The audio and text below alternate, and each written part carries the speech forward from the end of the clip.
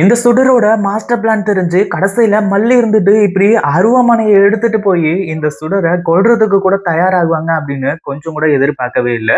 அதாவது உண்மையிலேயே நம்ம விஜய் மேல அவ்வளவு அன்பு வச்சிருக்காங்க. அதாவது இந்த சுடர் மாதிரி விஜய் அடையணும் அப்படின்ற மாதிரிலாம் நம்ம மல்லி இருந்ததே கிடையாது.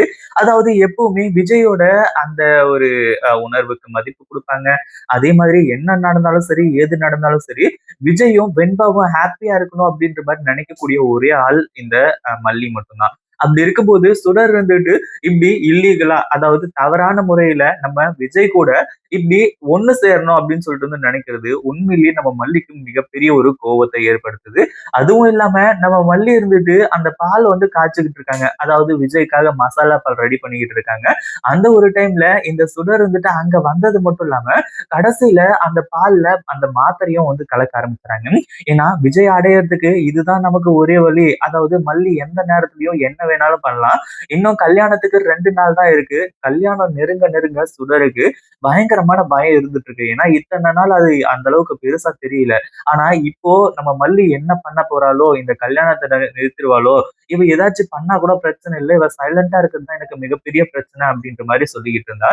இப்போ மல்லிய அதாவது மல்லிய ஏமாத்திட்டு விஜய் கூட ஒண்ணு சேர்ந்துடலாம் அப்படின்னு சொல்லிட்டு இவ போட்ட கணக்க நம்ம மல்லி கண்டுபிடிச்சுறாங்க. எப்படி அப்படின்னு பார்த்தா, நம்ம மல்லி இருந்துட்டு இப்போ இந்த பாலை எடுத்துட்டு போய் விஜய் கிட்ட குடுக்குற வரைக்கும் ஓகே. ஆனா அதுக்கப்புறம் நம்ம மல்லி இருந்துட்டு விஜய் அந்த பாலை கொஞ்சம் குடிக்காதீங்க இருங்க அப்படின்ற மாதிரி சொல்லி நம்ம மல்லி கொஞ்சம் யோசிக்க ஆரம்பிச்சுறாங்க. அந்த ஒரு நேரத்துல தான் நம்ம அதாவது மல்லி கிட்ட விஜய் கேக்குறாங்க, என்னாச்சு மல்லி, எதுக்காக இதை குடிக்க வேணாம்னு சொல்லிட்டு சொன்னேன்.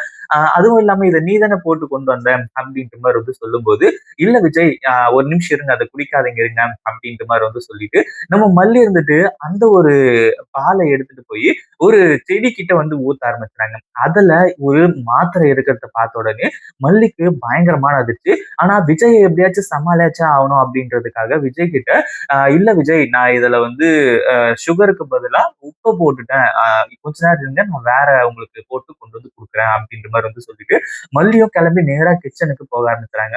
அந்த ஒரு டைம்ல தான் மல்லி செம்ம கோவத்தோட இருந்தது மட்டும் இல்லாம எவ்வளவு தைரியம் இருந்தா விஜய் அடையறதுக்காக இவ்வளவு பெரிய விஷயத்தை இவ செய்வா, இவளை மட்டும் சும்மாவே விடக்கூடாது அப்படின்ற மாதிரி சொல்லி இப்போ நம்ம மல்லி இருந்துட்டு அருவாமனையை எடுத்துக்கிட்டு நேரா போய் என்ன காரியம் பண்ண அப்படின்ற மாதிரி கேட்டு கடைசியில சுடரோட கழுத்துலயே வச்சு இந்த சுடரை பயங்கரமா பயமுறுத்திட்டு இருக்காங்க.